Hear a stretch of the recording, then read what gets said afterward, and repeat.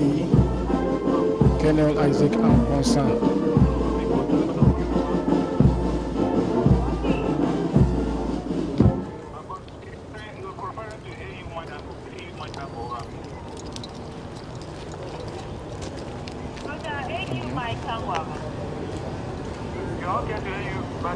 The Chief of Defense Staff, Vice Admiral Seth Amwama.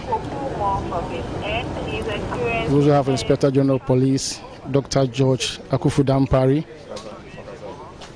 And the ADC to the Vice President, DSP Sahaku Yakubu. Mr. President, inspection over. May I have your permission to carry on, Mr. President?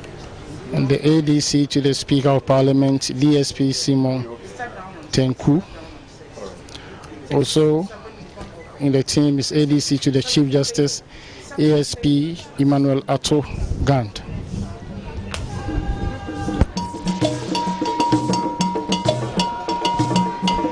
I'm here with my colleague Edward Nyakon.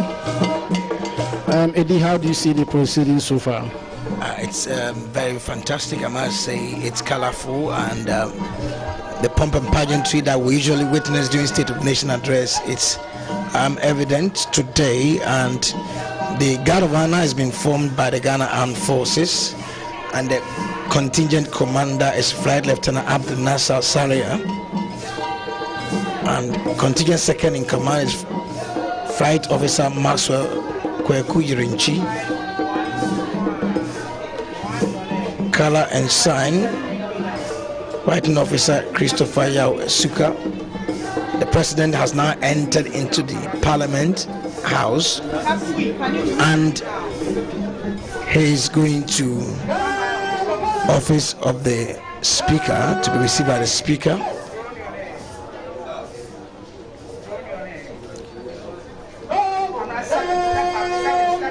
The President has been accompanied by the Chief of Defense Staff, Vice Admiral Seth Amwama, Inspector General Dr. George Akufu-Dampari,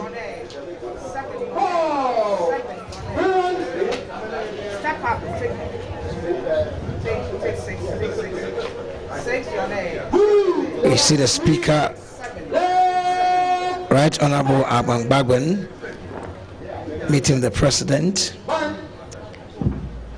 This is a yearly meeting. Once in a year, it's the duty as mandated by the Constitution of the President to come to the House of Representatives or the Parliament of Ghana to account for his stewardship and what he foresees in the months ahead in the year.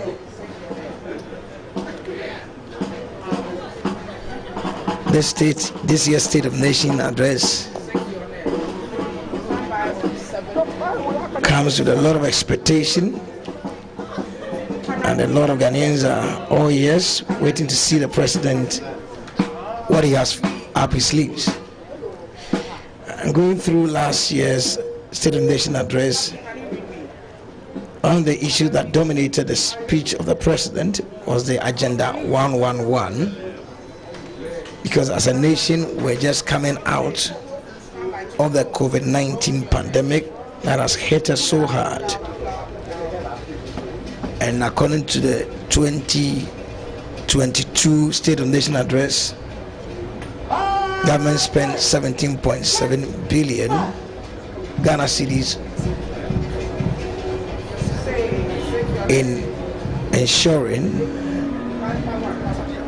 that students go to school whilst the pandemic was active, but they need to go to school and write the exams. And the President is entering to the House, the Parliament.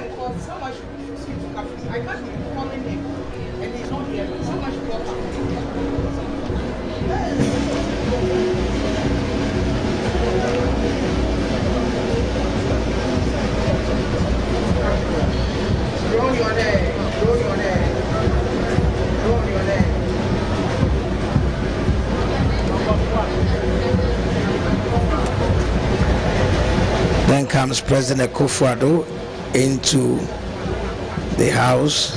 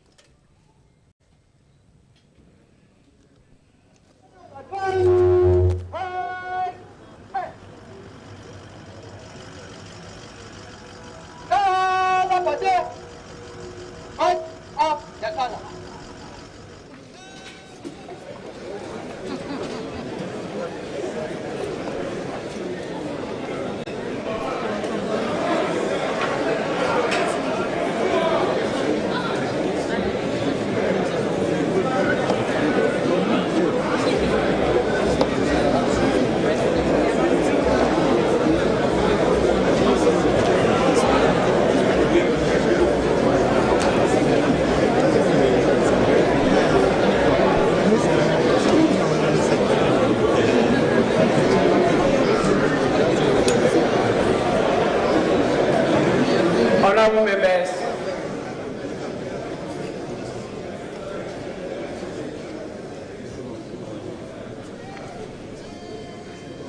please be seated.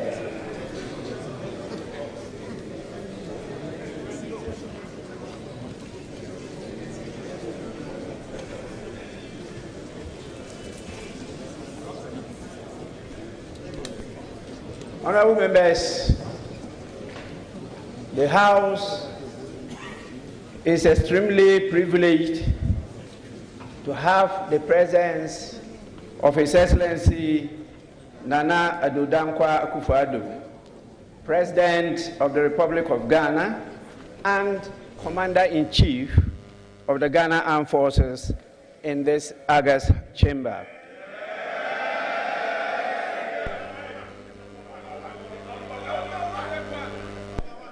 His Excellency the President is here in accordance with Article 67 of the Constitution of the Republic of Ghana to deliver a message on the state of the nation to this honorable House. On behalf of leadership and honorable members of this august House, it is my privilege and singular honor to welcome His Excellency the President of the Republic to the House. Honorable members, before I invite His Excellency the President to deliver the message on the state of the nation, I shall recognize the presence in this august chamber of the following distinguished personalities. We are blessed with the presence of the following persons: Her Excellency Mrs. Rebecca Akufo-Addo, First Lady of the Republic.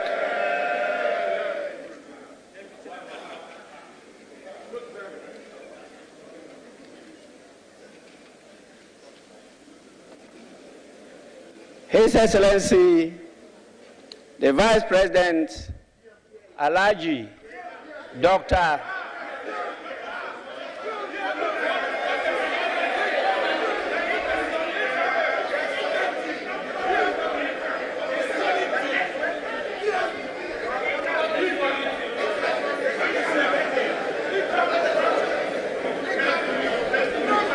Honorable members,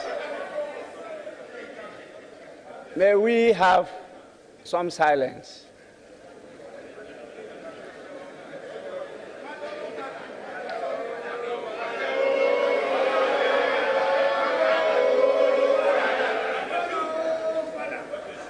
His Excellency, the Vice President, Alhaji Dr. Mahamudu Bawumia.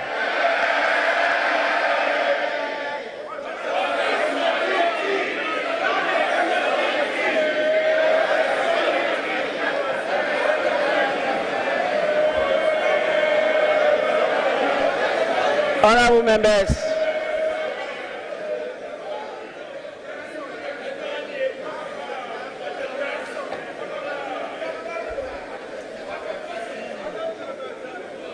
we have with us Your Lordship, the Chief Justice, Justice Enim Yeboah.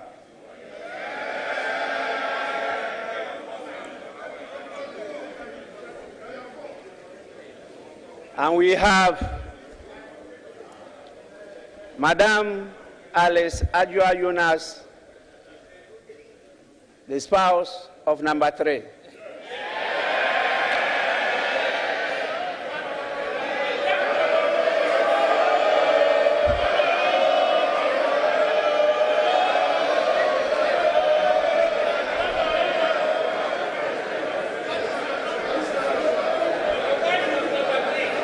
Honorable members, we have the Honorable Chief of Staff, Madam Frema Osei Opare.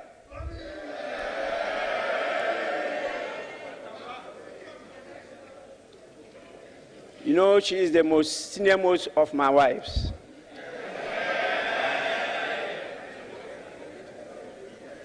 We also have the distinguished chairman of the Council of State.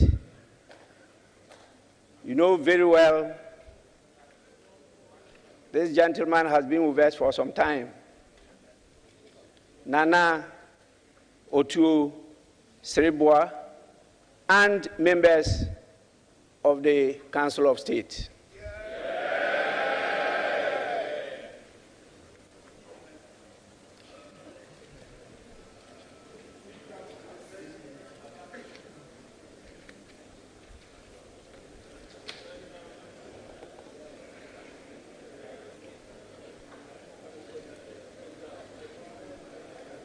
Our revered members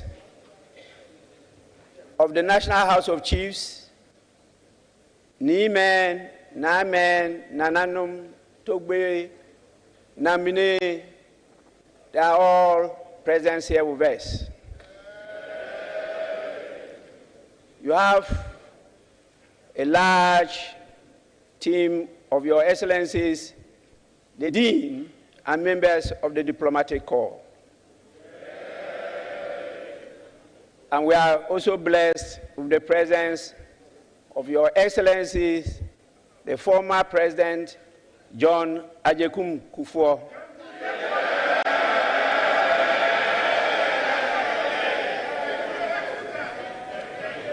And we have Your Excellency, the former President, John Dramani Mahama.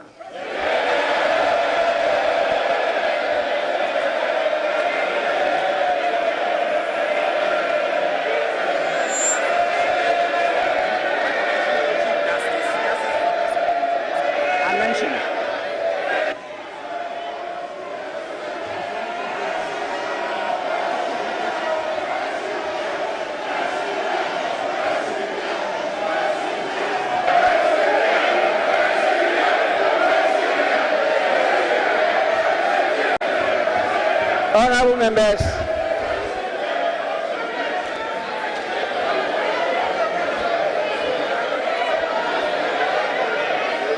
may we have some order, please?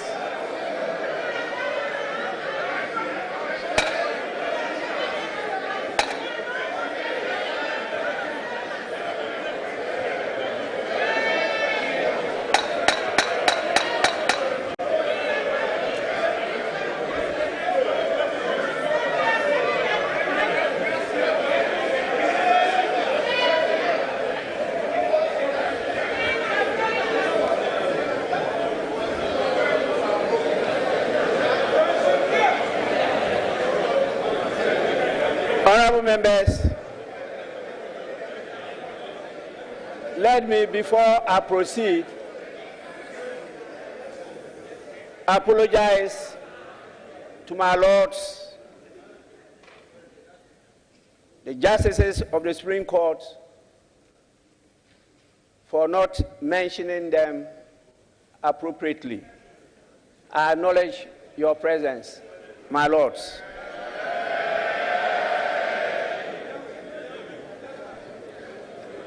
We have also with us distinguished heads of our independent governance institutions, such as the National Media Commission, the National Commission on Civic Education, the Electoral Commission, the Audit Service, the National Commission on Human Rights and Administrative Justice.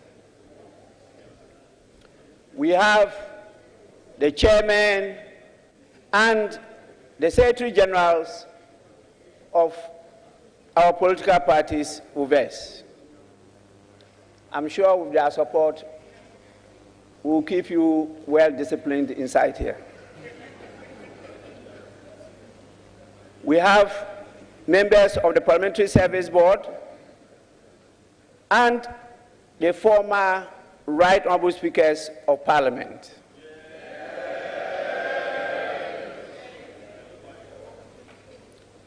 We have our distinguished former clerks of Parliament, particularly the veteran SN Dakwa, who started it all with KN Ayinsu before we gained independence. He is here with us. I hope you are learning from his pen. He has written a number of books on how Parliament works. We have our development partners with us, and also representatives of various civil society organizations. You know, on a daily basis, we have a very important partner present in the House and also in all our constituencies. I'm referring particularly to our friends from the media. They are here with us. And whatever you do here will be linked to your people in your constituencies. It's not a reminder to be of good behavior, but you know what that means.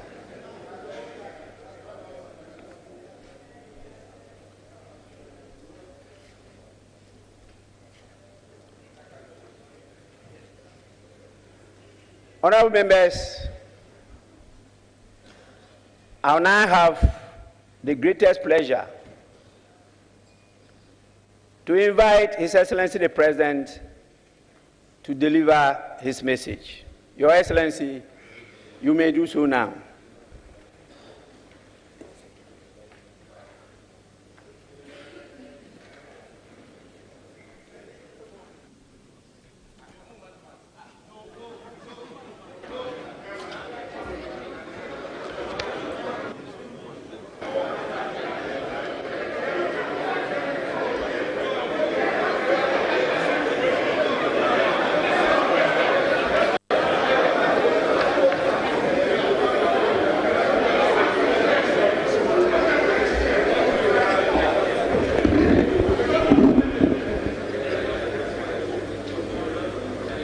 Mr. Speaker,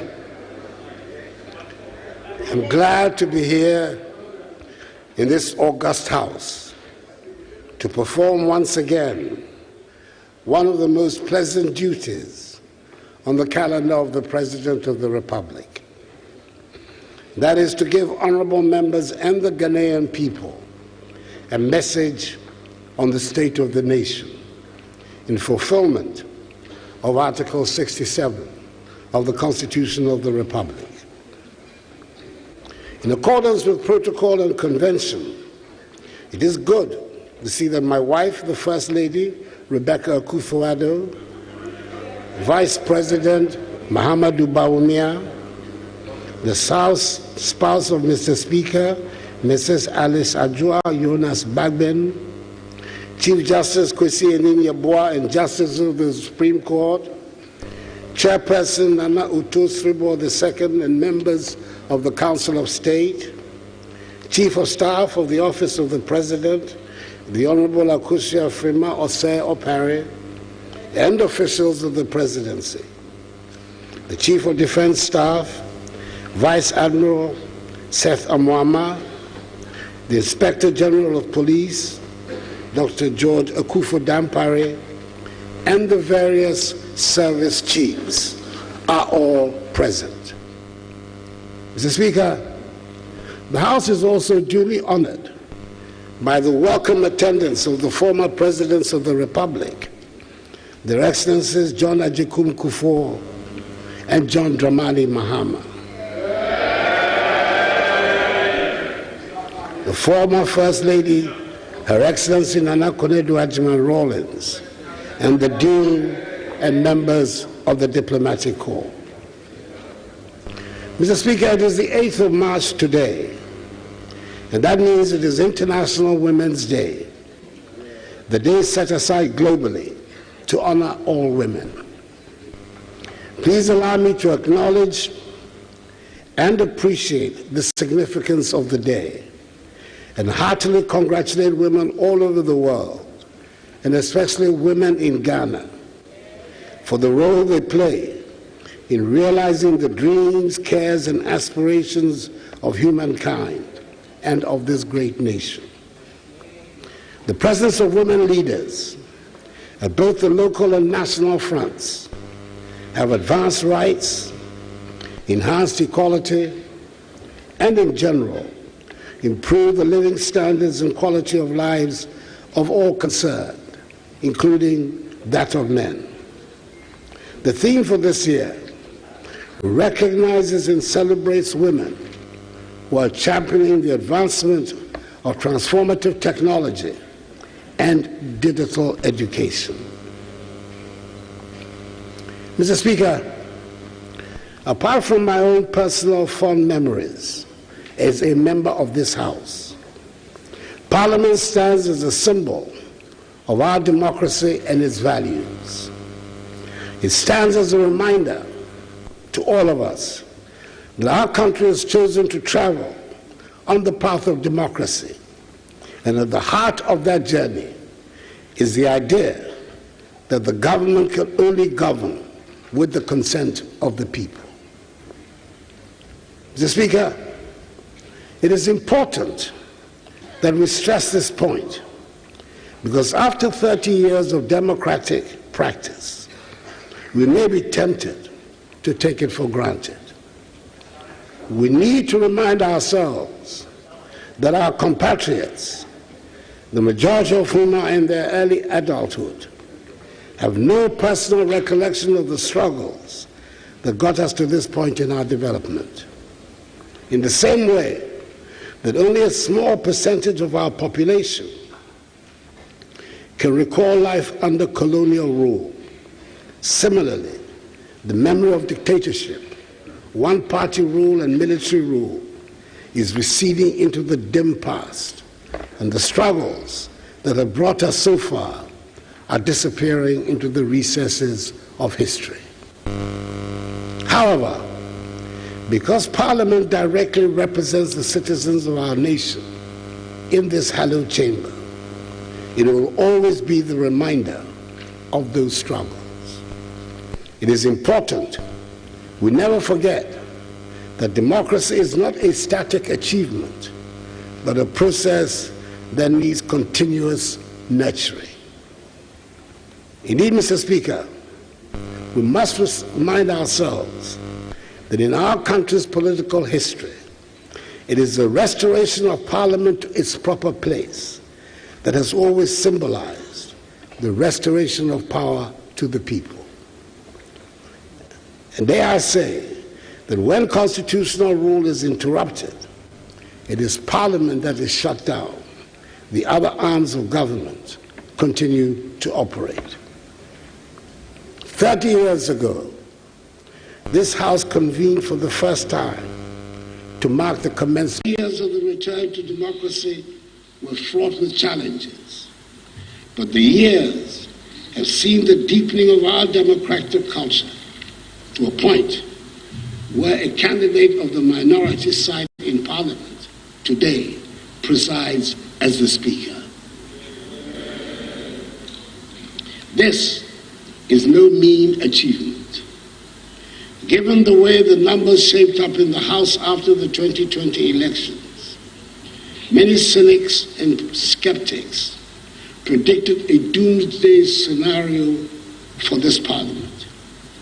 But instead of a meltdown, we've witnessed considerable cooperation and unity of purpose among all parties and factions. This is to a large extent a measure of the maturity of our political culture and democracy. We will need even more of such bipartisan maturity to meet the challenges confronting us at this time. Today, we live in a country in which we enjoy complete freedom of expression, freedom of association, freedom of assembly, freedom of religion, and political affiliation. Indeed, freedom of speech has now reached such heights that even members of the diplomatic corps feel able to join in our national discourse and pronounce on matters that will be problematic for Ghanaian diplomats in their countries of origin. Nevertheless, Mr. Speaker, it seems to me the important thing in our free speech environment is actually to try and hear each other instead of raising the decibel level of our individual points of view. Mr. Speaker, to come before this House to deliver a message on the state of the nation is a symbol and practical demonstration of accountability. And I always treated the occasion with the utmost respect.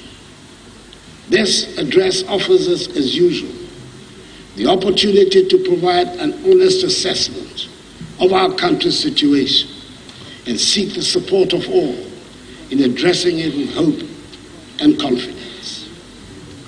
Mr. Speaker, when we make an assessment of what the state of the nation is, it will necessarily have to include what state it was in yesterday, the state it is in today, and what state it will be tomorrow, based on reasonable grounds of expectations. How far back should we be looking to make a judgment on the state of affairs today? Mr. Speaker, I believe that the issue above all that is quite properly dominating the concerns of all, and how we can quickly stabilize the economy and work our way back to the period of rapid economic growth. Our currency has been buffeted, our inflation rate has been very high, and for the first time in our lives, debt exchanges have become the language of everyday conversation. As such, Mr. Speaker, I wish to make a departure from the usual format of messages on the state of the nation and concentrate predominantly on the economy, which will enable me nonetheless also to make some statements about the state of our agriculture, education, energy, health, infrastructure, mining, tourism, and security. This is not to belittle the contribution of the other sectors to the growth of our country, but I believe the exigencies of the moment justify the position I am taking, particularly as all sector ministers continue to provide official updates on happenings in their respective sectors. I have said, and many others, including the managing director of the IMF, have said that our economy was doing well until COVID-19 and the war in Ukraine, was doing well until COVID-19 and the war in Ukraine took us off course.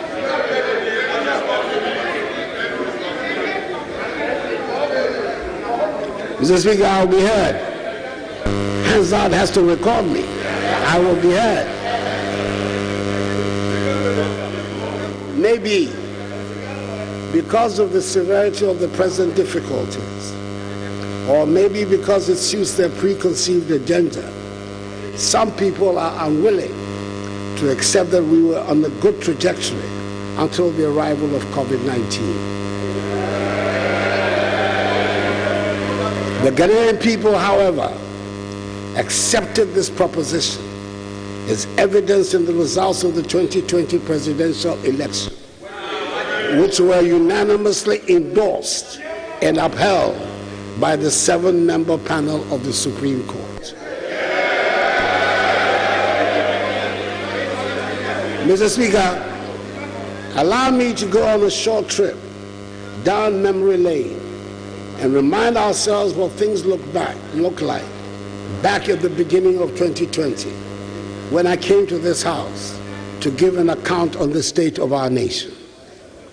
This is what I told this House on 20th February 2020, and I quote, Mr. Speaker, in 3 years, we have reduced inflation to its lowest level 7.8% in January 2020 since 1992.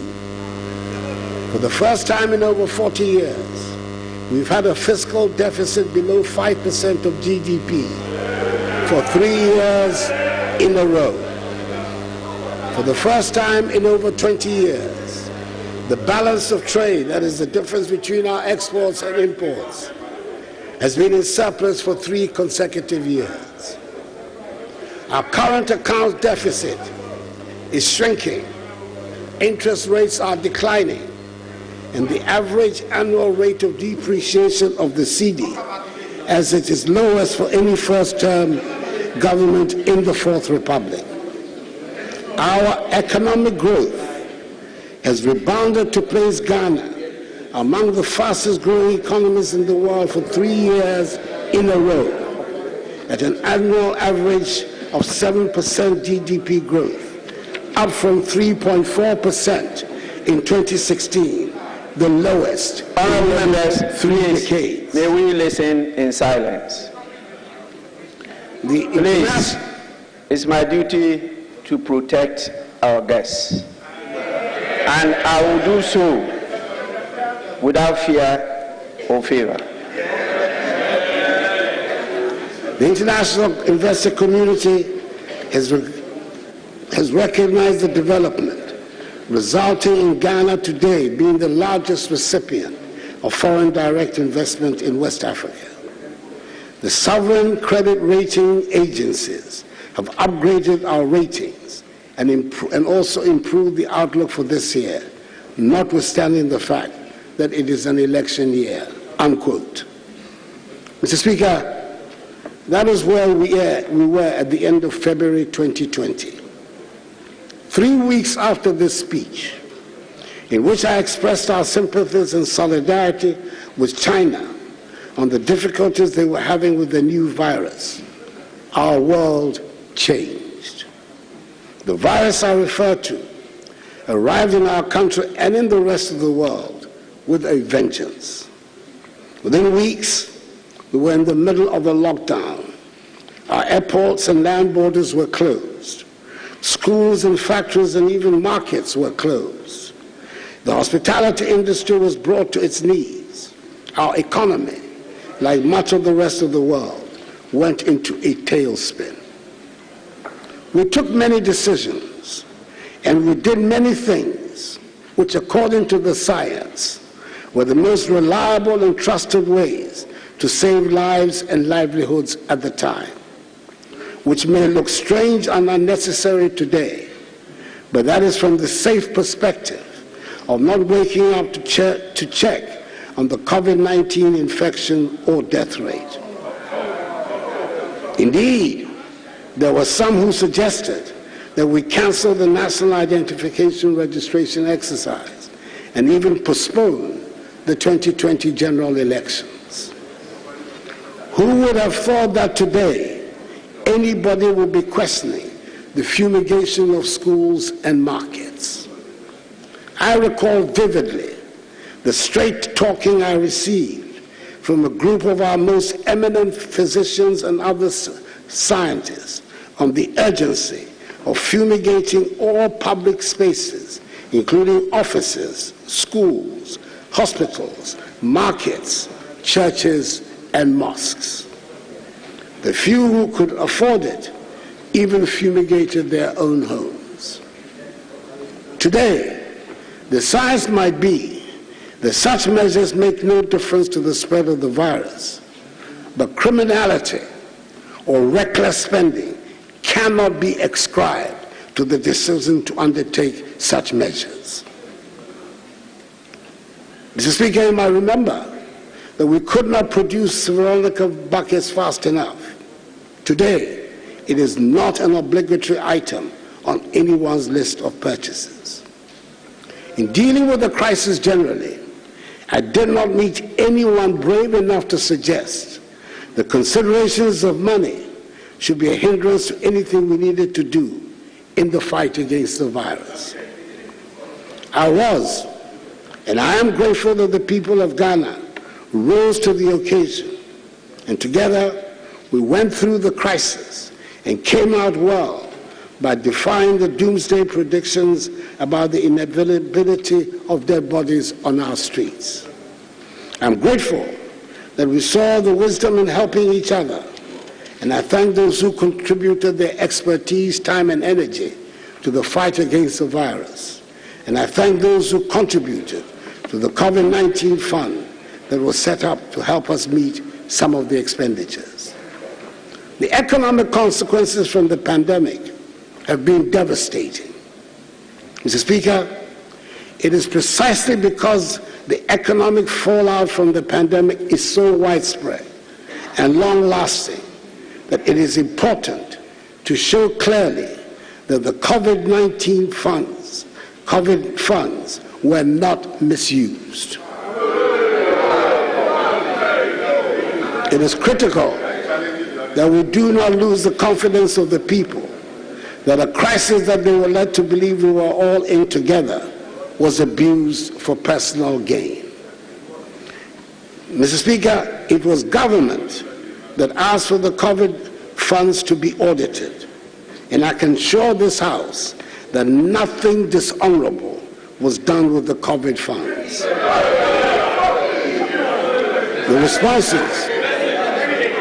The responses from the Ministers for Health and Finance on January 23rd and 25th, 2023, respectfully, have sufficiently laid to rest the queries from the Auditor General's report.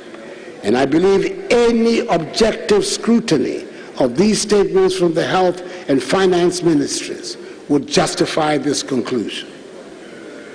We did provide 518 million cedis of grants and loans to micro, small, and medium-scale enterprises through the NBSSI, now the Ghana Enterprise Agency, in which 302,515 enterprises benefited, of which 60% were women-owned. These were MSMEs that were in distress as a result of the pandemic. For some traders, the receipt of 1,000 cedis made the difference between the ruin of the household and survival. In addition, 58,041 health workers were empowered to supplement the existing health sector workforce. Subsequently, all of them have been absorbed as permanent workers in the health sector. Frontline health workers were also granted 50% tax relief for the period. Was that something to regret? We should be ever grateful for the work that so many people did to keep all of us safe. All households enjoyed free water supply and huge discounts on electricity bills because access to water was a necessity to ensure people adhere to hygiene practices, and access to electricity was important as everybody was encouraged to stay at home. It also provided an economic cushion to protect lives and livelihoods at a time of difficulty. Today, the government's support for utility bills is being projected by some as a waste, or to use that word so beloved of some commentators, profligate. Mr. Speaker, the government took a deliberate decision to try and keep the inevitable disruptions across all our lives down to a minimum in the education sector by opening schools and education institutions as soon as it was made safe to do so. It was an expensive undertaking and not universally popular. But faced with the prospect of a whole generation of our children losing irreplaceable years of education, and the real likelihood of many of them dropping out of school, however, forever, we took the brave decision to open the institutions. Even then, it is worth pointing out that the school year has not yet fully returned to the predictable pre-COVID calendar. After the event, some might be tempted to forget the volumes of sanitizer and other logistics it took to keep the schools open and safe. In much the same way as some might now choose to forget the vitriol that came from some who should have known better, threatening hell and damnation when, according to them, the children start dying in the schools. Mercifully, we did not lose a single child to COVID in school. I would like to suggest that with the best will in the world, Mr. Speaker, no auditor can put a figure on the cost of keeping the children in school safely during that crisis, nor the continuing cost of the effect of the pandemic on our young children. Not the financial cost, not the emotional cost, and certainly not the social cost. But we must thank the Almighty that we have survived to repair the damage and begin to rebuild our economy. Beyond the use of COVID funds, there are legitimate questions being asked about how the country's debt situation got to where it is. Mr. Speaker, let me state emphatically that we have not been reckless in borrowing and in spending.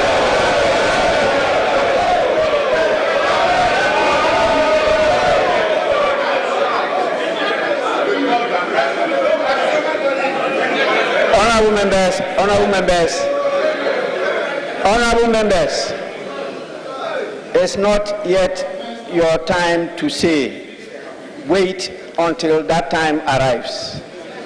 Please, honorable members, I will allow spontaneous reaction to statements, but I will not allow debate of the statement. Your Excellency, you may proceed. It is worth noting that the debts we're serving were not only contracted during the period of this administration. Mr. Speaker, we have spent money on things that are urgent, to build roads and bridges and schools, to train our young people and equip them to face a competitive world. Considering the amount of work that still needs to be done on the state of our roads, the bridges that have to be built, considering the number of classrooms that need to be built, the furniture and equipment needs at all stages of education, considering the number of children who should be in school and are not, considering the number of towns and villages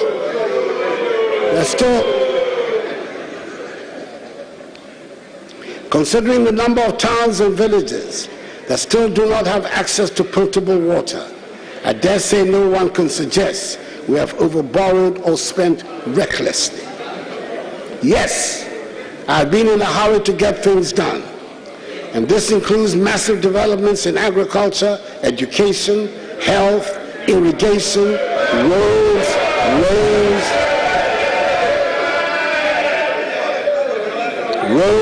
rails, ports, airports, sea defense, digitization, social protection programs, industrialization, and tourism. We can be justifiably proud of the many things that we have managed to do in the past 6 years. As I go around the country, I hear the pleas for more roads, schools, hospitals, and as the rainy season comes, I wish, as every other Ghanaian does, that would have built more drains than we have. And I wish we have the resources to do more. But Mr. Speaker, I'm proud of the amount of work that we have done, especially in the road sector. Roads constitute the largest number of questions asked in this House by members of Parliament. A large amount of the monies we borrow are for road construction. Shall we dare stop constructing roads?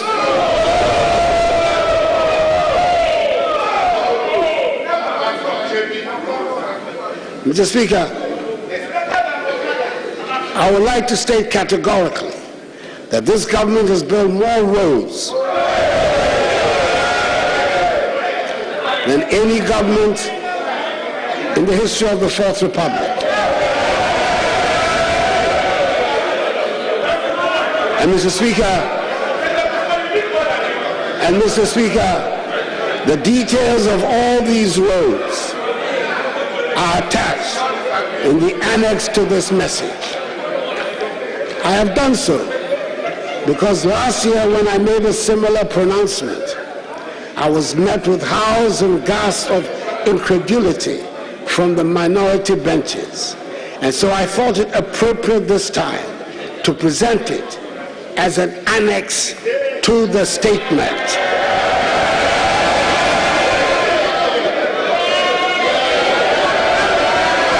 Which will be part of Hansard.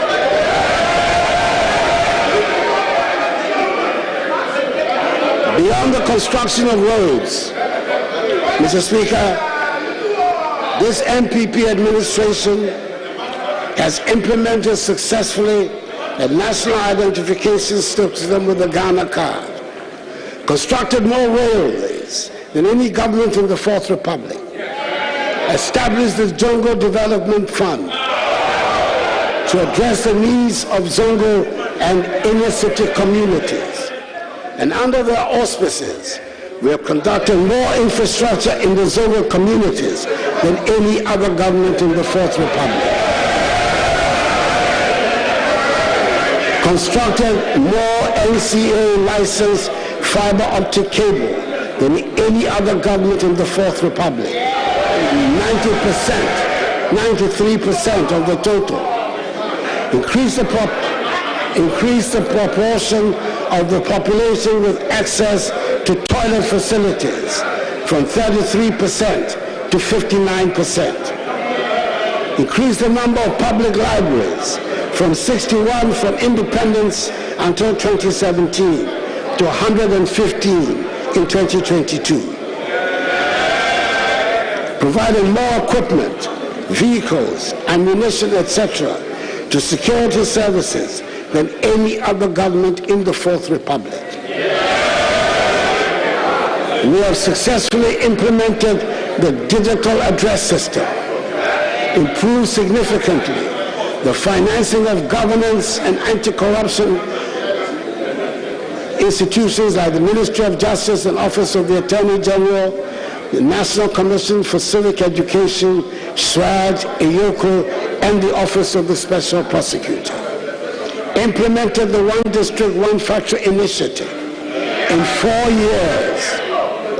years, 106 companies are in operation under 1D, 1F. 148 factories are under construction. This is the largest expansion of that sector since independence. Constructed more fish landing sites than any other government in the Fourth Republic. Established Africa's first national-scale electronic pharmacy platform. Provided free Wi-Fi to 700 senior high schools, 46 colleges of education, 260 district education offices, an initial successful pilot of 13 public universities. Introduced drones in the delivery of critical medicine, vaccines, and blood to people in remote parts of the country. And today, Ghana has the largest medical drone delivery service in the world, with zipline distribution centers in Ominako, Mpanya, Vobsi, Sefirioso, Ketekrachi, and Enum, and overseen an improvement in revenue collection with the introduction of an EVAT and e-invoicing system. For example, figures from 19 tax-paying companies onboarded onto the EVAT system reveal total recorded monthly sales increasing from 222 million CDs in November 2021 to 720 million CDs in November 2022. Again, in December 2021, total monthly sales of 284 million CDs also saw a huge increase to 1 billion CDs in December 2022. Indeed, the evidence of how state funds have been used to improve our society is all over the country. No district or constituency has been left out. And I believe there are many Ghanaians who will vehemently disagree when some say there's nothing to show for all the funds that have been at my government's disposal. Mr. Speaker, I would like at this stage to brief the House on how the talks with the International Monetary Fund have been going since the announcement on 1st July 2022 of our intention to engage the IMF for a funded program. Mr. Speaker, having reached a staff-level agreement on 12 December 2022, after 5 months of intense negotiations and completion of most of the prior actions required under the agreement, we are on course for the IMF staff to present to the IMF Executive Board Ghana's program request for a $3 billion extended credit facility by the end of this month. Mr. Speaker, the 3-year IMF program, anchored on government's post-COVID-19 program for economic growth, aims at restoring macroeconomic stability and debt sustainability whilst protecting the vulnerable. It is a strong reform program which relies on front-loaded fiscal measures to increase domestic resource mobilization and streamline public expenditures to support inclusive growth and enhance social protection. Mr. Speaker, I thank the House for its support throughout this process, including the passage of key revenue laws. However, a few more of these measures, namely the Income Tax Amendment Bill, the Excise Duty and Excise Tax Stamp Amendment Bills, as well as the Growth and Sustainability Levy Bill, are outstanding, which need the urgent attention of the House and passage to complete the prior actions.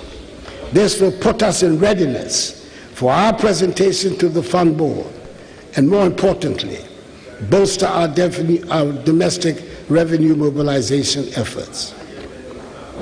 Mr. Speaker, it is clear that given the extent of the fiscal and debt sustainability issue we are addressing, fiscal adjustments and structural reforms are not sufficient for restoration of debt sustainability. A critical component of the measures we are implementing to address the current economic crisis is the debt operation, involving both domestic debt and external debt. The debt operation is aimed at returning the country to debt sustainable path by 2028 by reducing the debt to GDP ratio on a general classification basis and in present value terms from 103% in 2022 to 55% by 2028, and reducing the external debt service to revenue ratio from 29% in 2022 to 18% by 2028.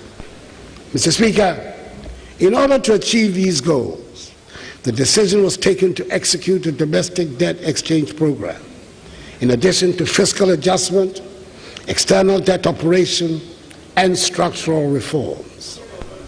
The participation rate of 85%, representing tendered bonds of 83 billion CDs out of the total eligible bonds of 97.7 billion CDs, constitutes significant success for the DDE program. The 83 billion CDs bonds that were successfully tendered also represent 64% of the outstanding domestic debt of 130 billion cedis at the end of December 2022, as pension funds have been expressly exempted from the DEP. I want to take this opportunity to thank organized labor, pensioners, pension fund managers, the Ghana Association of Banks, the Ghana Securities Industry Association, the Ghana Insurance Association, the Individual Bondholders and Retirees Forum, and all others who have contributed to make the domestic debt exchange program a success. Mr. Speaker, I know it has been said over and over again in the past weeks, but the voluntary nature of the DDE program bears repeating, as is the fact that the government is committed to honoring all coupon payments and maturities in respect of both old bonds and the new bonds, in line with government fiscal commitments. Mr. Speaker, we're also making progress on the external debt negotiations since the government announced an external debt service suspension on 19th December 2022 for certain categories of external debt to ensure an orderly restructuring. This suspension is an interim emergency measure toward a comprehensive external debt operation which will contribute to the restoration of our debt sustainability in line with our request for debt treatment under the G20 Common Framework. I want to express our appreciation to members of the Paris Club and to the People's Republic of China for the cooperation they have so far exhibited to us in attempting to reach an agreement and in their attempt to establish an official credit committee. We look forward to their fast-tracking the needed financing assurances for IMF approval. We are confident that with their cooperation, we will reach our March deadline for going to the fund. Mr. Speaker, we remain resolute in our vision to restore macroeconomic stability and promote inclusive growth. Mr. Speaker, government recognizes that sustained growth must be deliberate, especially in a global landscape marked by forces of technology, trade, and intense competition. It requires a combination of leadership, social cohesion, and deep investments in core capabilities of people, firms, and institutions to harness our opportunities. That is why, together with our private sector counterparts, we're anchoring Ghana's medium-term growth drivers on competitiveness, integration, adaptation, and digital innovation, all aimed at raising per capita GDP from the current $2,500 to $4,500, aligning with the Ghana Beyond Aid Charter by 2020. Mr. Speaker, concluding the arrangements with the fund will not restore our fortunes overnight, but it will set us on the road to recovery. With fiscal discipline, we will regain the trust and confidence of our business partners and the investor community, which will give us space to continue our productive plans and policies. However, in addition to our engagement with the fund, we're also seeking and implementing some original and innovative ideas to try to solve our problems.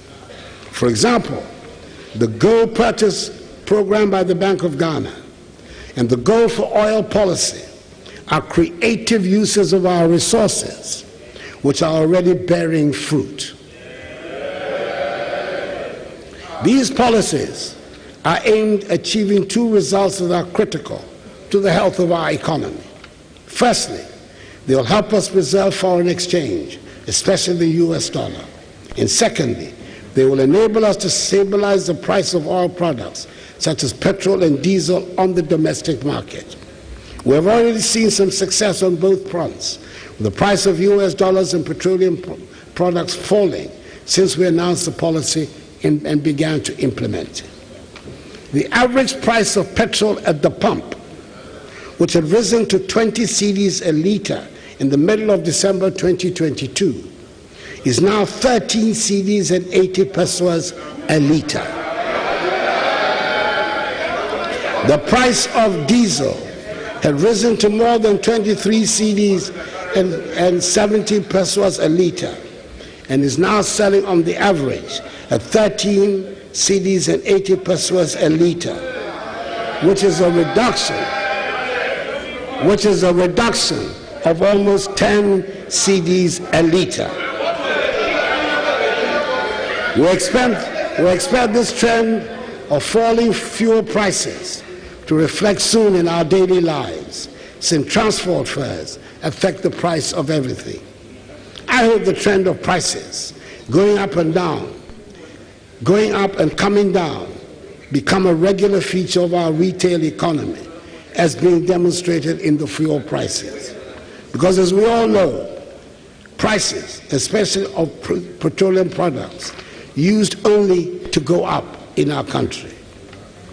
I do worry about the extraordinary expenditure on security at our borders, but we do not have a choice but to spend resources to keep our borders safe. We dare not compromise on the safety and security of our nation. And my first responsibility as your Commander-in-Chief is to keep all of us safe. The foundation for all development is the safety and security of our nation and its people. The reality of the state of affairs in our neighborhood demands that the government goes to great lengths to ensure the security, safety, and stability of our nation. The threats of terrorism and violent extremism surrounding us require that we pay maximum attention to protecting our borders and working in collaboration with our neighbors to keep our country and the region safe. This is the prime motive for the Accra Initiative, which is already yielding results. Mr. Speaker, I'm able to cite here some of the equipment we have provided the military to help them protect us all. Allow me to list a few. The Army has received 104 armored personnel carriers, 70 utility troop carrying vehicles, 20 armored vehicles, 85 assorted Toyota vehicles, 50 Ankai buses, 40 Jeep Jade vehicles, some explosive ordnance disposal equipment, large quantities of communications surveillance equipment, varying quantities of weapons, and 4 unmanned aerial vehicle systems. And the Ghana Navy has taken delivery of 4 offshore security vessels and 4 Zodiac boats. We've also continued the process of upgrading the housing needs of the security services. The Barracks Regeneration Project Phases 1 and 2, the Military Housing Project Phases 1 and 2, and the Ghana Military Academy Infrastructure Project are expected to be completed and handed over by the end of May this year. Mr. Speaker, we continue to pay attention to the police service. We can now see more of the police on our streets in the urban areas. Ever so gradually, driving on our roads is becoming more orderly.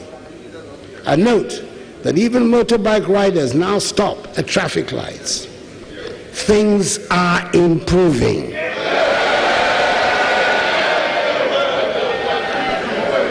504 housing units comprising 72 one-bedroom and 432 self-contained units have been completed for the police service. Recently, I delivered 100 pickups, 600 motorbicycles, and 6 armored personnel carriers to the police service to boost operational capacity.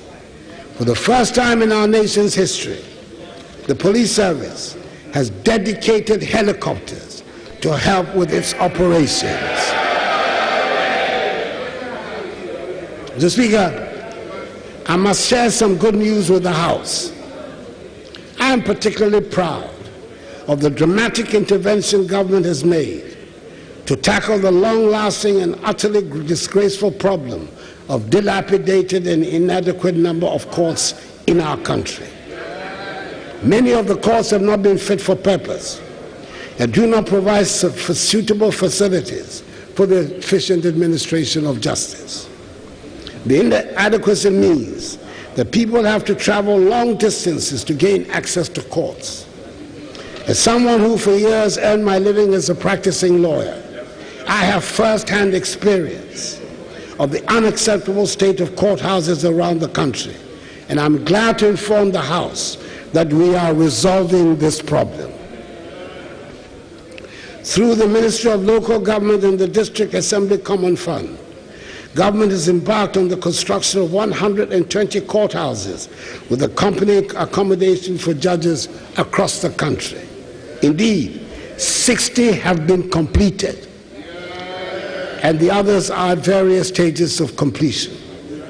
For the first time ever, we have the happy situation of purpose-built courthouses with accommodation that are waiting for judges to be appointed to put them to use. 6 new regional high courts fitted with judges' residence are also being constructed in the new regions, i.e. Ahafo, Bono East, Northeast, Oti, Savannah, and Western North. 3 of the courts, that is those in Northeast, Oti, and Savannah, have been completed and commissioned. Those in Ahafo, Bono East, and Western North regions will be completed by April.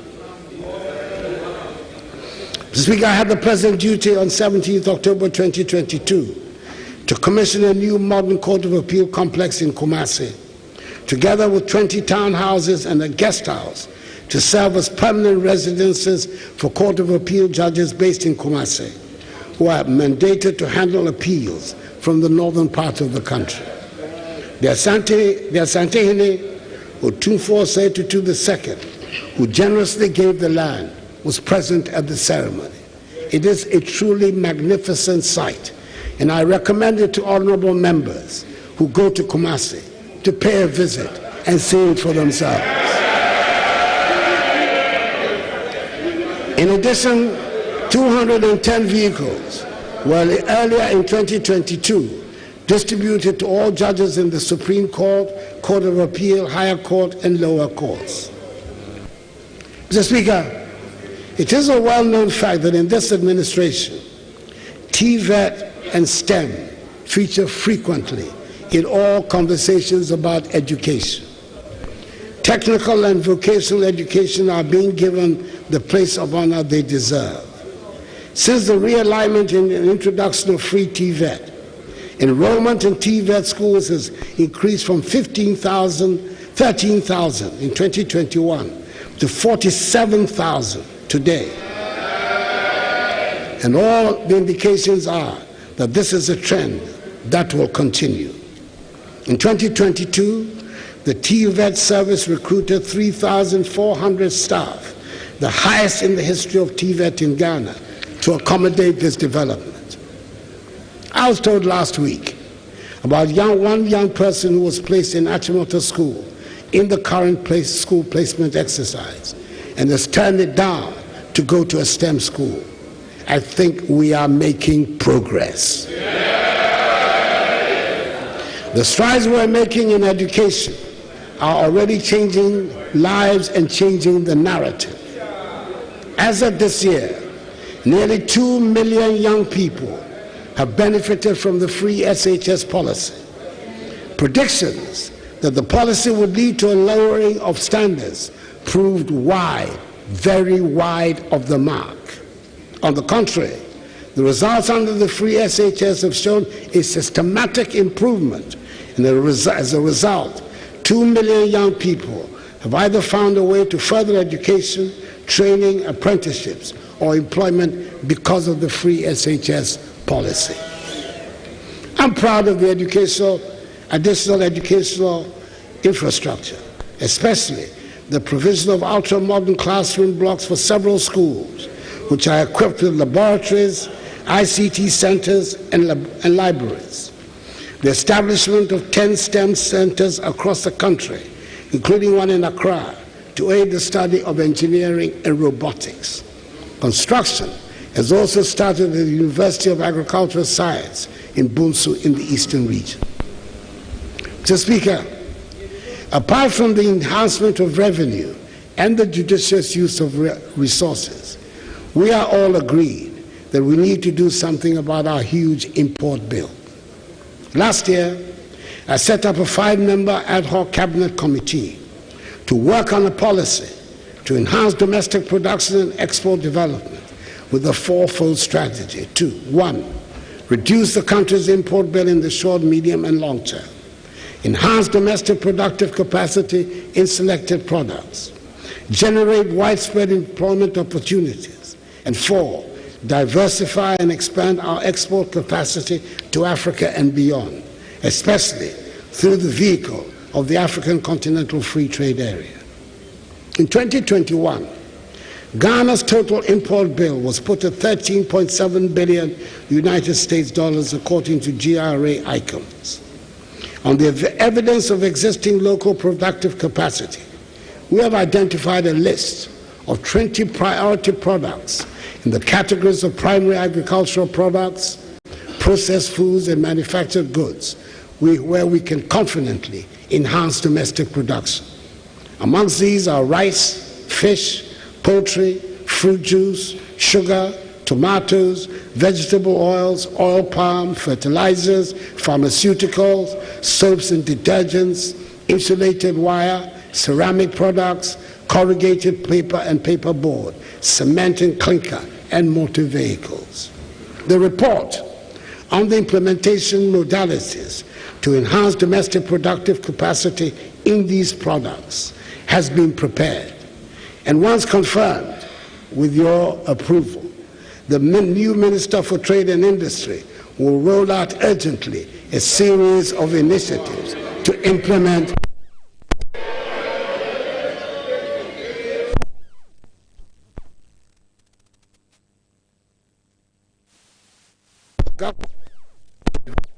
the youth and women, the Youth Start program. This program seeks to support young entrepreneurs to gain access to capital market training and technical skills, compliance and quality assurance support, and business development support services that will enable them start, build, and grow their own businesses. Mr. Speaker, the Youth Start program was successfully piloted in 2022, with 70 youth-led businesses benefiting from the initial 1.98 million cedis.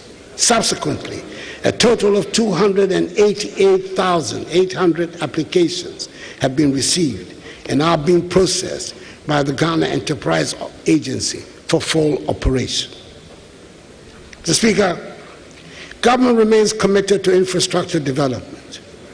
Working with the private sector, we continue to explore the use of public-private partnership arrangements as a financing alternative to the delivery of critical public infrastructure, such as the Accra-Tema motorway extensions, Accra-Takoradi motorway, and the Sogankope-Lomé transboundary water supply projects.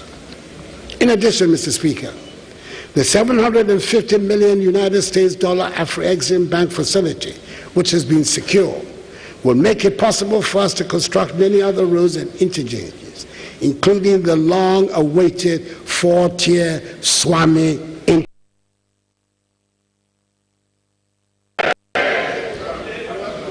Mr. Speaker, we have now reached a point where we feel the impact of technology as an irreversible way of life.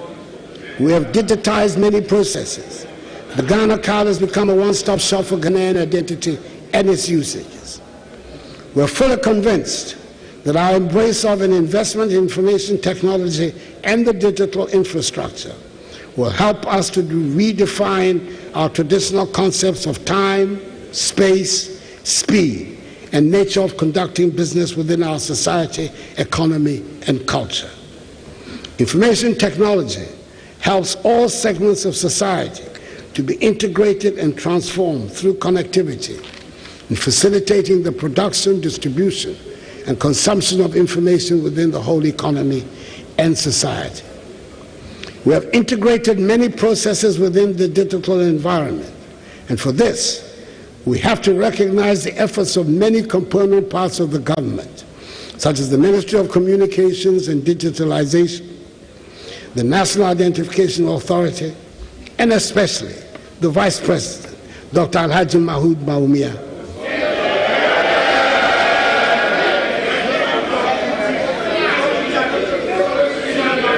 who I understand has been nicknamed E. Bawumia.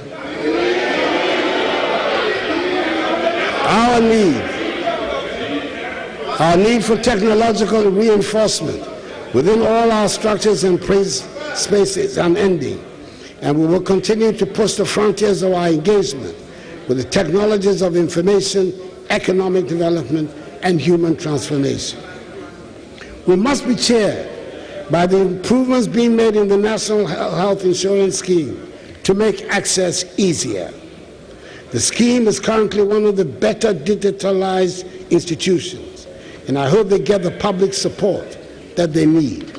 I note in particular with satisfaction that they have developed a self-enrollment mobile application, My NHIS app, that allows Ghana card holders to self-enroll in the scheme, and this application enables registration and renewal for oneself and others by linking NHIS cards to Ghana cards.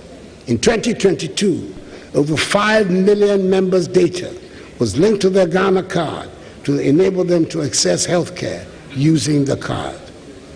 The National Health Insurance Authority has also improved its claim management processes with an emphasis on e-claims and paperless systems at all 4 claims processing centers. In the year under review, electronic claims processing was about 70% of all claim submissions. As of 31st December 2022, the scheme paid a total of 1.014 billion cedis to health service providers. Mr. Speaker, our drone delivery service is firmly established. In Ghana now has 6 centers with zipline drone services, making Ghana the largest aerial logistics distribution network in the world. Zipline, through the national scale drone delivery services, has delivered some 14.8 million units of life-saving medicals, vaccines, and blood products to health facilities in Ghana by the end of 2022. Childhood vaccines top the list with the delivery of 8.3 million doses, followed by 2.05 million doses of COVID-19 vaccines. Mr. Speaker, I must say, however, that the current shortage of some childhood vaccines in the country has concerned me greatly. This shortage, if prolonged, will affect negatively Ghana's childhood immunization program, which has been recognized as one of the most successful in the world. The WHO has only recently expressed worry about a steady decline in measles vaccination coverage globally because of the concentration on the fight against COVID-19. In accordance with our desire not to become part of this global trend, government has taken steps to ensure the stocks of these vaccines are procured and supplied as a matter of urgency and emergency. The Ghana Health Service has developed an elaborate program to catch up on children who have missed their vaccine immediately stocks arrive. Mr. Speaker, I want to encourage all parents and caregivers to ensure that eligible children are vaccinated once this program begins. No child should be denied access to vaccination. Mercifully so far,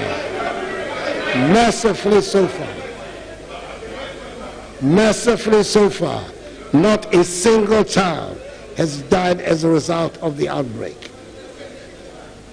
This House has already passed into law the National Vaccine Institute Bill, which is yet to be brought for my assent. In the near future, this institute will ensure that no matter what happens to the global vaccine supply chain, we can produce our own vaccines locally. Mr. Speaker, government continues to prioritize agriculture as one of the driving forces for economic transformation. The experiences and lessons from the COVID-19 pandemic and the Russia-Ukraine conflict justify sufficiently our increased investment in the agricultural sector. Indeed, the sector recorded significant successes with an average growth rate of 6.28% from 2017 to 2021. This consistent growth over the period has translated into improved food security, job opportunities along agricultural value chains, and availability of raw materials for industry. To address the vexed issue of post-harvest losses, we have constructed some 65 warehouses, with the remaining 15 at advanced stages of completion. This intervention is adding some 80,000 metric tons to national grain storage capacity. 29.9 million United States dollars worth of machinery and equipment have been procured from Brazil to boost mechanization. Government will this year commence preparatory works for establishing a tractor and backhoe loader assembly plant in the Ashanti region, and continue capacity building of operators to ensure effective management and prolong the lifespan of agricultural machinery. Mr. Speaker, the impact of climate change and variability on global agricultural activities is a call to all of us, and indeed all countries, to adopt appropriate technologies and other innovative practices for sustainable agriculture and resilience against food insecurity. Government's response, among others, has been to continue to invest in irrigation infrastructure, both large and small scale, across the country. In 2022, government completed the rehabilitation and modernization of large-scale irrigation schemes at Tono, Bong, and Bong Left Bank projects. The three schemes are expected to provide 6,760 hectares of irrigable land for all year-round crop production. Phases 1 and 2 of the Tamni irrigation project have also been completed, with phase 3 of the project at 57% completion. Mr. Speaker, we are now at the most difficult stage of electricity provision around the country. The parts that are left are the very difficult to access area. The national electricity access rate increased from 79.3% in 2016 to 88.54% in 2022, making us amongst the top 6 in Africa, and we're still expecting to achieve the 90% universal electricity rate by 2024. To reduce transmission system losses and voltage fluctuations, and to improve the overall quality of power supply, old lines are being replaced on the western, eastern, coastal, and middle corridors. It is worth noting that 3 new substations have been commissioned between 2021 and 2022, thereby improving reliability and efficiency. Mr. Speaker, I'm pleased to inform the House that the Electricity Company of Ghana, ECG, has since the last quarter of 2022 embarked on an aggressive digital transformation program. In the first phase of this program, set to be completed by end of April 2023, the focus is on creating a cashless and efficient payment system. I'm pleased to announce that on 1st March 2023, all ECG district offices became cashless. This is a major achievement by all standards. Since the start of this transformational program, we have so far seen a 25% increase in the monthly revenues. The second phase of the program will see the digitization of postpaid bills and the digital tagging of all meters. In our estimation, these initiatives should increase the monthly revenues of ECG by some 40% before the end of this year. I firmly believe that the initiatives which have been so boldly rolled out by ECG will make revenue leakage a thing of the past and address consumer pain points in their interactions with ECG. Mr. Speaker, we continue the fight against galamsey with the support of the security agencies in the short term. However, we're determined to promote responsible small-scale mining through community mining schemes. So far, 16 of these schemes have been commissioned, with 3 more to be commissioned by the end of this year. All these schemes are supported with gold catchers, pieces of equipment designed to help small-scale miners to extract gold from the ore without the use of mercury. In 2021, I launched the National Alternative Employment and Livelihood Program.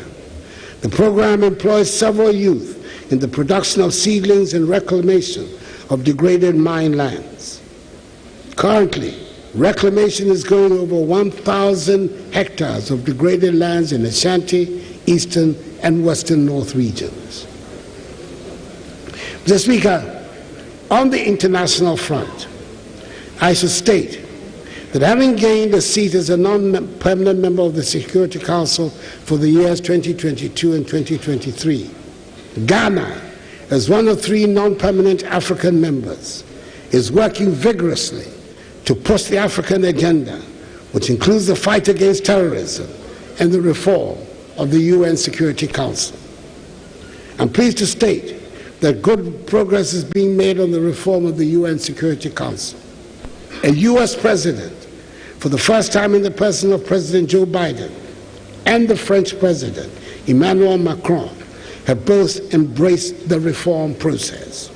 It is our hope that the leaders of the 3 other P5 members of the Security Council will soon do the same and help bring about this much-needed reform that will bring greater effectiveness to the work of the United Nations and the Security Council in the maintenance of international peace and security.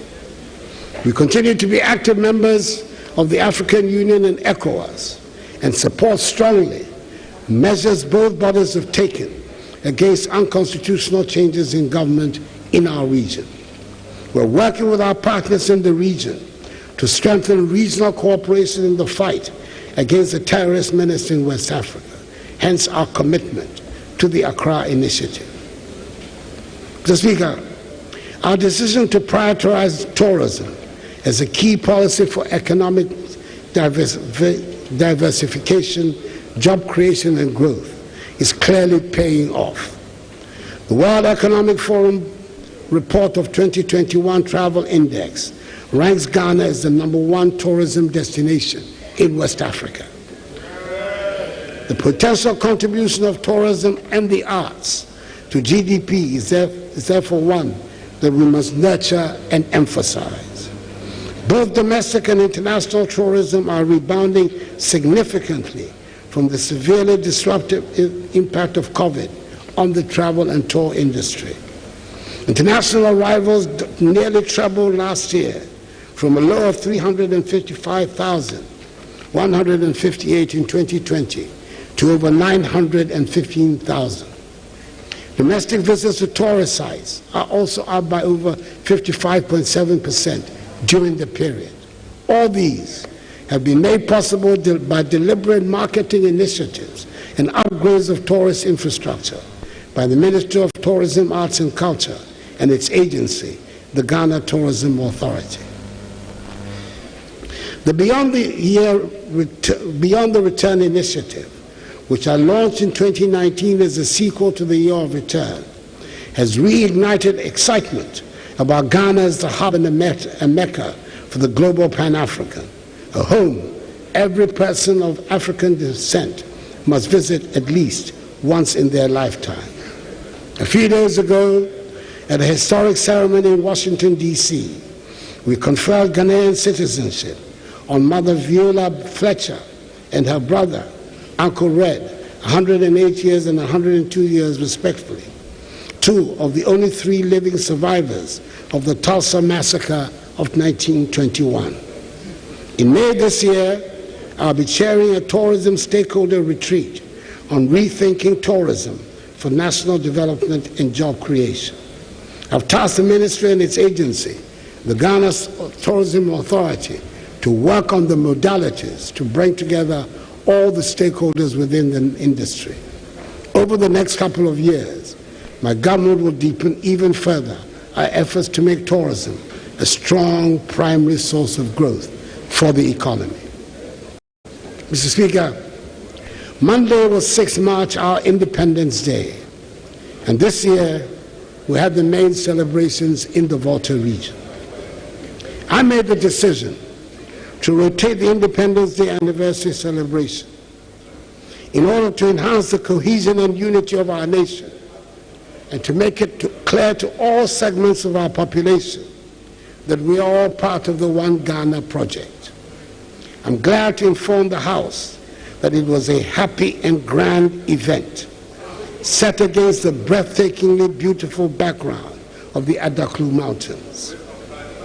Mr. Speaker, 60 years since our independence, Ghana has taken steady strides to become a more developed country. The Ghana of 1957 is not the Ghana of 2023. We've come a long way since the days of our 6 million population, with very few modern amenities for its people. Today's population of 32 million, with a growing stock of modern infrastructure, spanning drones to supply medicine, to the Ghana card which identifies each of us as proudly Ghanaian. As President, I have championed the innovation of policies and the execution of projects that will help improve the quality of life of the Ghanaian people. And God willing, I'll continue on a path that brings the most benefit to the people of Ghana. Mr. Speaker, things may be dire today. Nonetheless, we must count our blessings. Our petrol stations have fuel and will be spared long winding queues to fuel our vehicles. Our markets and shops are by the grace of God well stocked, and we have not been faced with the prospect of the rationing of basic necessities such as fruits and vegetables. Our children's schooling has not been interrupted. We've continued to provide free SHS, free TVET, and paid teacher and nursing training allowances. Our electricity supply has been consistent, and we have been spared the hardship of doom so during such a trying time. Our country continues to be stable and at peace. Throughout history, there are many instances of nations going through periods where dark clouds create shadows that momentarily shield the yearn for vision from sight. Such moments should not be ones in which despair takes over. Such moments call for strength of character, sense of purpose, and an abiding commitment to the general good. Mr. Speaker, honorable members, fellow Ghanaians, let us believe in ourselves and in our capacity to overcome the problems that are before us. This is a phase, and with every fiber of my being, I am certain that this too shall pass. We have done it before, and we will do it again. May God bless us all in our homeland Ghana and make her great and strong. Mr. Speaker, I thank you for your attention.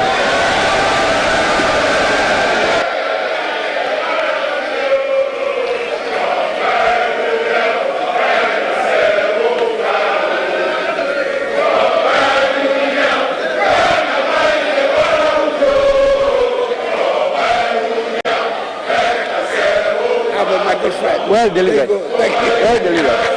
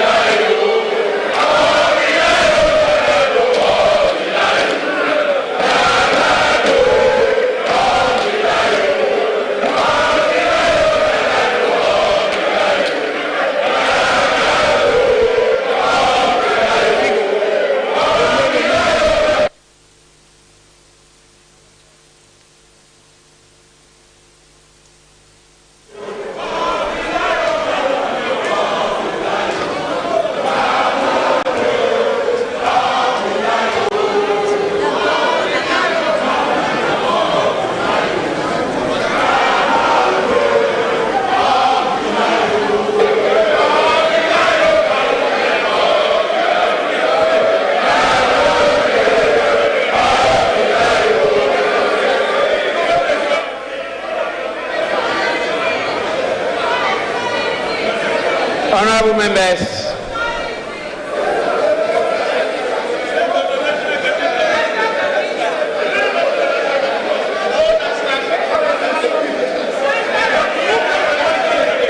honorable members,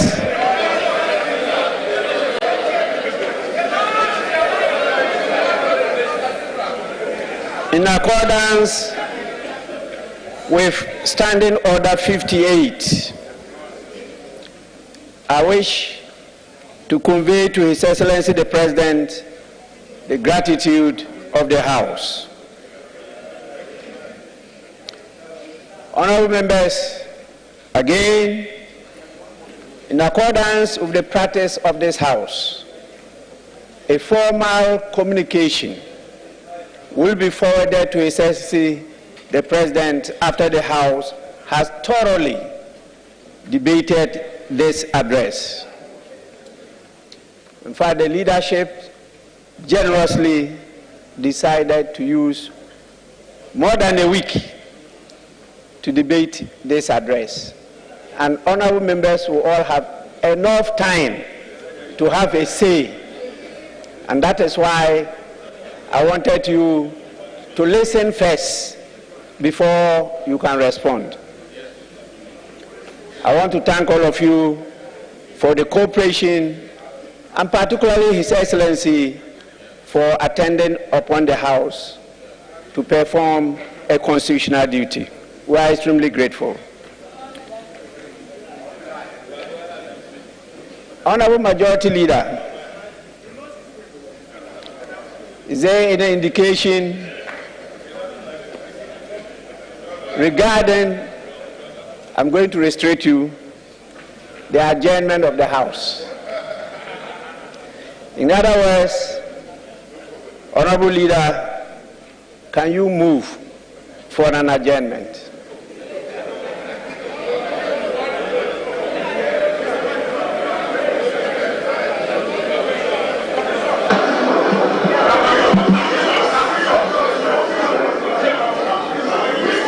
Speaker, we have listened to the President, who was on his feet for 1 hour, 20 minutes, to indeed lead us on a path of righteousness, to really identify where indeed we are as a country. The facts and figures do speak for themselves. But of course, the Speaker, as we have all seen, nearly thereafter, some people rose up and sang a chorus that all belie. Mr. Speaker, as you said, we are going to have ample time to debate the content as presented to us. But clearly, what we have seen is symptomatic of what we are going to see from tomorrow. We have made up our minds, don't convince us with facts. That is the attitude of some people. And Mr. Speaker, is 12 noon, not yet 2 o'clock, and preparatory to the beginning of the debate tomorrow, but not to dilute whatever has been said and indeed presented to us and to the nation.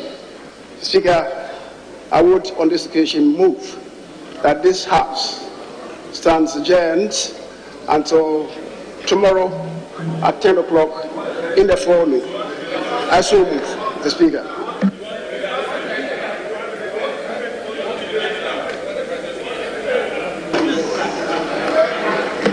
Yes, Minority Leader. Mr. Speaker, first, let me also thank His Excellency the President for the presentation of the message of the state of the nation. But Mr. Speaker, Mr. President, there is indeed a widespread of despair and disenchantment among our people. millions of Ghanaians are going through unbearable hardships and excruciating pains. Our economy is in its worst shape in decades. In fact, Ghana's economy is bankrupt or insolvent. We are currently unable to repay our debt. Ghana has officially defaulted in the repayment of our debt since January 2022. Mr. Speaker, yet, Mr. President, your government is failing to cut down on the size of government and public expenditure. Ghana is witnessing hyperinflation, largely because, Mr. President, your government allowed the Bank of Ghana to print 50 billion Ghana cedis for the year 2020. Government is failing to for the year 2020. That this expenditure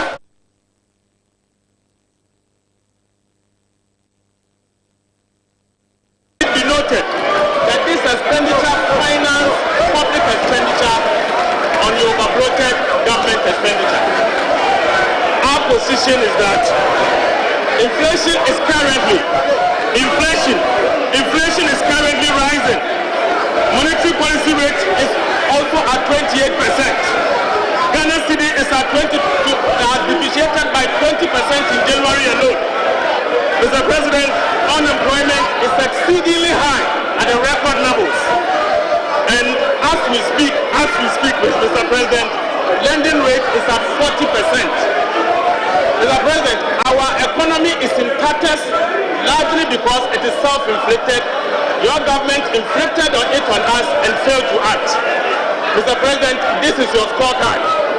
This is your scorecard. And this is the true state of our nation. Thank you, Mr. Speaker, and I second the motion.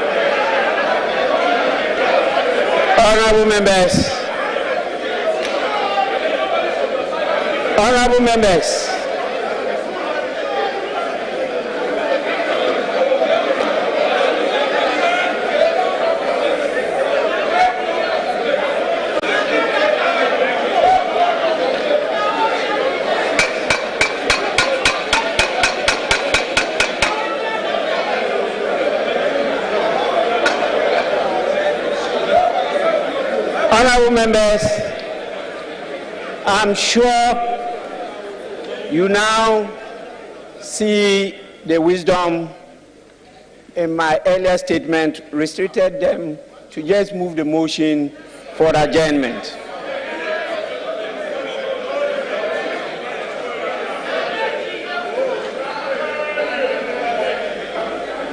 You all know I was there before. Experience is the best teacher.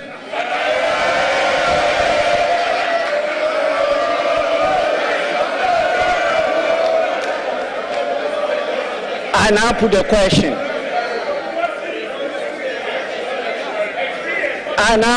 question.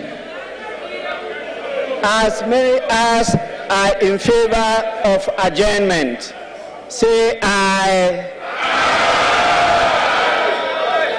As many as are against, say no.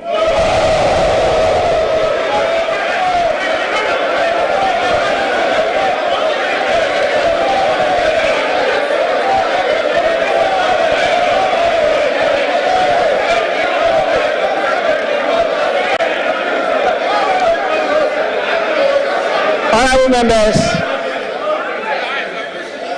I put the question again. As many as are in favor of adjournment, say aye. As many as are against, say no.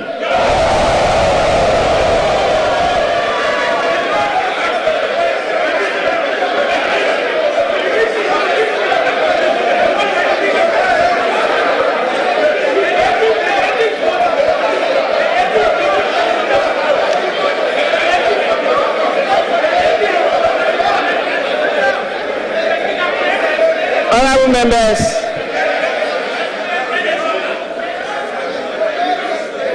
today is International Women's Day. I want to take this opportunity to congratulate all our beautiful ladies here and all ladies in the world for partnering men to get us this far. I want to assure all the women that I am here for you.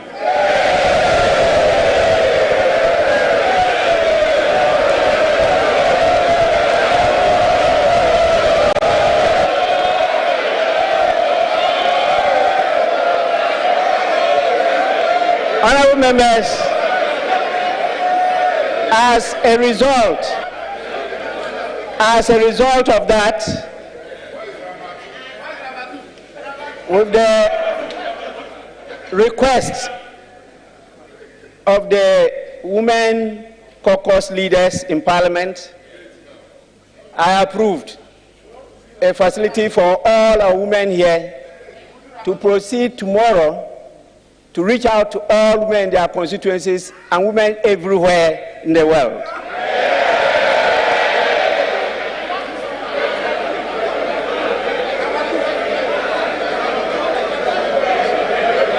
Honorable members, this is part of the 30-year celebration, and I want all the men, honorable men here, to partner the women to make an impact this year. With this, I put the question again.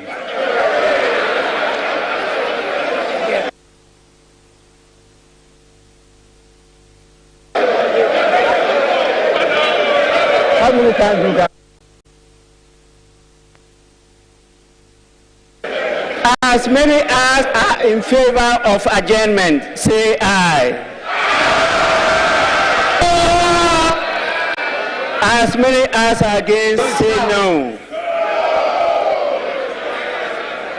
I think the ayes have it.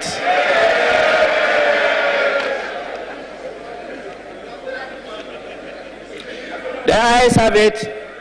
The motion is adopted. The House is accordingly adjourned till Thursday, 9th March, Thursday, 9th March, 2023 at 10 o'clock in the forenoon. The House is adjourned.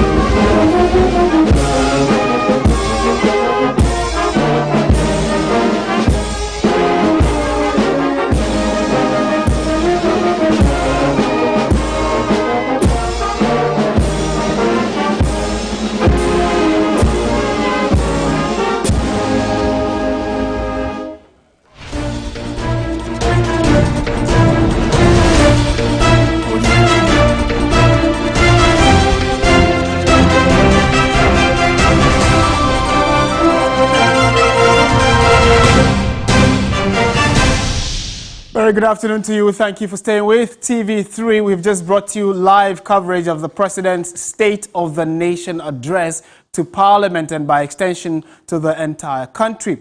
I am Martin Nasiedudate, and on Midday Live today we'll be interrogating a number of the issues the President touched on and also find out other big stories that have been happening within the country. So moments ago, the President told the country one categorical statement, which is that they have